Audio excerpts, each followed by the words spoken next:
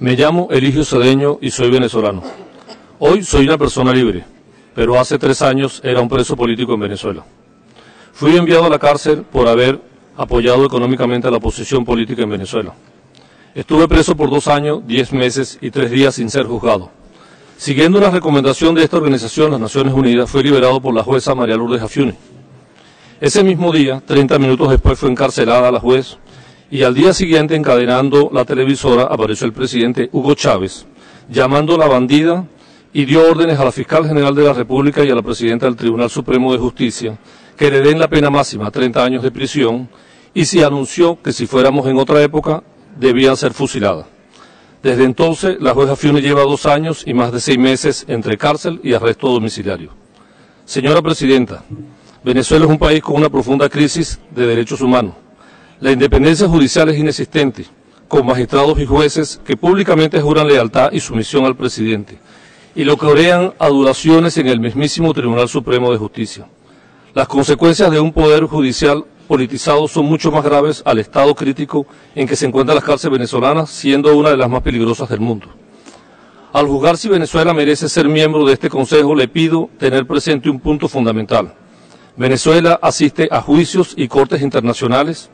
Ellos presentan evidencia, se defienden, presentan pruebas, luchan, pero a la hora de recibir una sentencia, si no le es favorable, no la acatan. Así sucedió en numerosas instancias internacionales, incluyendo este organismo.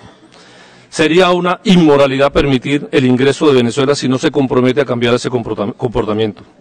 Señora Presidenta, yo soy apenas una víctima y la jueza Afiuni es otra. No olvidemos, sin embargo, que son millones los venezolanos que son víctimas de un gobierno que no respeta las declaraciones universales de los derechos humanos. Sería un despropósito incluir al Estado de Venezuela si éste no se ciñe a los dictámenes de este comité. Muchas gracias. Gracias. Me llamo Eligio Cedeño y soy venezolano.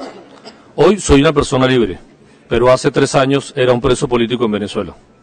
Fui enviado a la cárcel por haber apoyado económicamente a la oposición política en Venezuela. Estuve preso por 2 años, 10 meses y 3 días sin ser juzgado. Siguiendo una recomendación de esta organización, las Naciones Unidas, fui liberado por la jueza María Lourdes Afiuni. Ese mismo día, 30 minutos después, fue encarcelada la juez y al día siguiente, encadenando la televisora, apareció el presidente Hugo Chávez, llamándola bandida, y dio órdenes a la fiscal general de la República y a la presidenta del Tribunal Supremo de Justicia que le den la pena máxima, 30 años de prisión, y se anunció que si fuéramos en otra época, debían ser fusiladas. Desde entonces, la jueza Afiuni lleva 2 años y más de 6 meses entre cárcel y arresto domiciliario.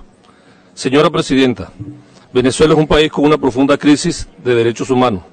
La independencia judicial es inexistente, con magistrados y jueces que públicamente juran lealtad y sumisión al presidente, y lo que orean adulaciones en el mismísimo Tribunal Supremo de Justicia. Las consecuencias de un poder judicial politizado son mucho más graves al estado crítico en que se encuentran las cárceles venezolanas, siendo una de las más peligrosas del mundo.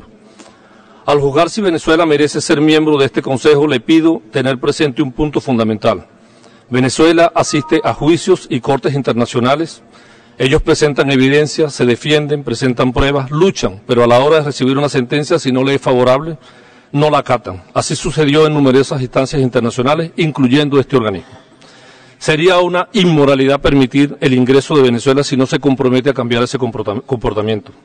Señora Presidenta, yo soy apenas una víctima y la jueza Afiuni es otra. No olvidemos, sin embargo, que son millones los venezolanos que son víctimas de un gobierno que no respeta las declaraciones universales de los derechos humanos. Sería un despropósito incluir al Estado de Venezuela si éste no se ciñe a los dictámenes de este comité. Muchas gracias. Gracias.